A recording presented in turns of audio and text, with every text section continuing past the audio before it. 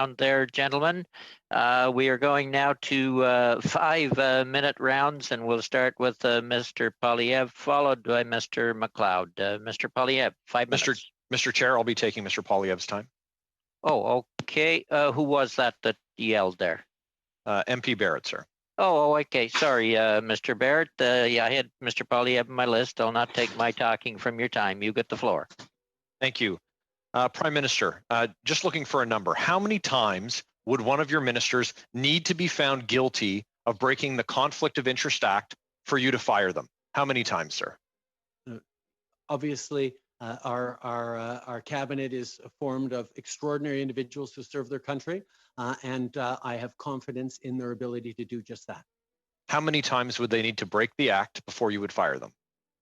Obviously, anytime someone contravenes the Ethics Commissioners Act, we take it very seriously, and we'll look at each situation based on the gravity of the situation. Okay, well, you claimed in your opening remarks that you had basically no idea what was happening in your government.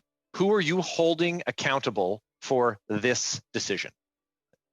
Mr. Barrett, over the past number of months, as a government and as a Prime Minister, I've been involved in the decisions around CERB, around the wage subsidy, around helping Canadians through this extraordinary time of crisis. We've been involved in working quickly and flexibly with an extraordinarily professional public service to deliver tremendous programs to help Canadians. We will have to go back to Mr. Barrett, every Prime aspect Minister. of many of these programs. Prime Minister, Mr. there was Barrett. no vetting done of We Charity. There are major concerns with this organization. Who is responsible for the vetting? The public service would have done their due diligence to ensure which organizations could deliver the program as we had laid it out, and they found that only We Charity had the ability to do that through their due diligence process. Mr. Barrett. The organization that you approved, sir, was, you had a massive contract given to a shell company with no experience running a government grant program. That's a problem. Someone should be held accountable. Who are you going to fire? Mr. Prime Minister.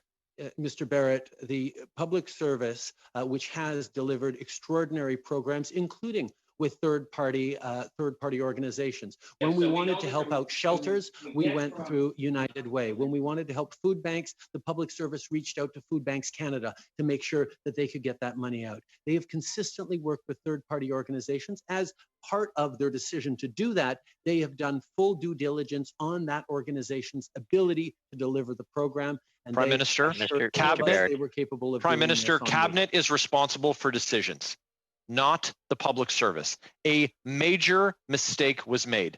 Someone in Cabinet should be held accountable. Which minister will you fire? Minister Morneau, Minister Chagger, which minister? The decision in Cabinet was not as to which organization should deliver the Canada Student Summer Grants.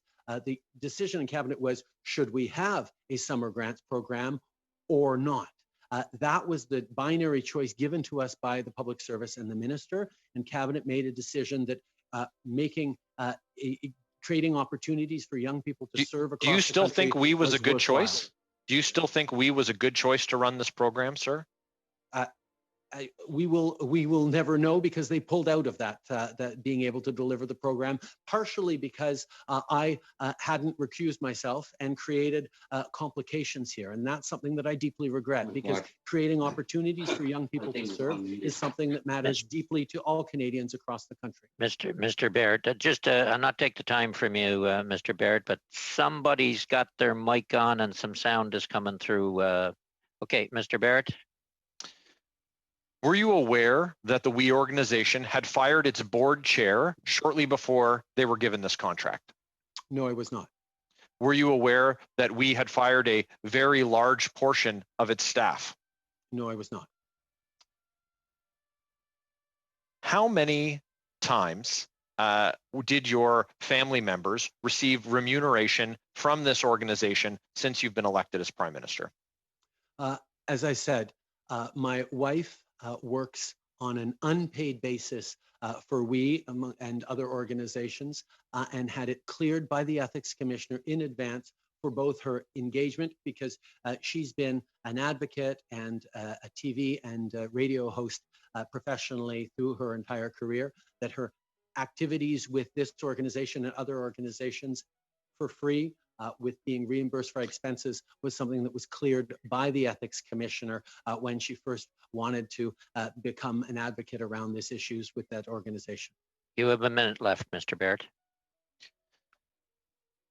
So every dollar that your wife received in reimbursement or in payment was cleared in advance by the commissioner. As I said, Mr. Barrett, this was unpaid work my wife was doing for a cause that she believes in deeply, talking about destigmatization of mental health, empowerment of young people, particularly girls. This is something that she believed in deeply. And yes, we got approval by the Ethics Commissioner that she could volunteer with this organization and have expenses related to that volunteerism reimbursed. So I want to go. Question, keep it tight.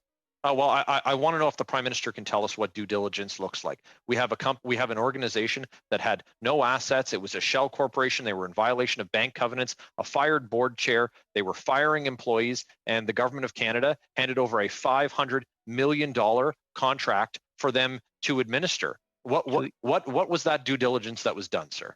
The public service ensures that any third-party partner that we work with on delivery of a program is capable of delivering the program. They have a rigorous and strong process to do that. And I have confidence in our public service to be able to do that, particularly because during this time of pandemic, they had demonstrated with many third-party organizations an ability to get help to Canadians in record fashion when people needed it the most. Thank you both. Turning then to Mr. McLeod, who will be followed by Mr. Poilievre on my list. Mr. McLeod.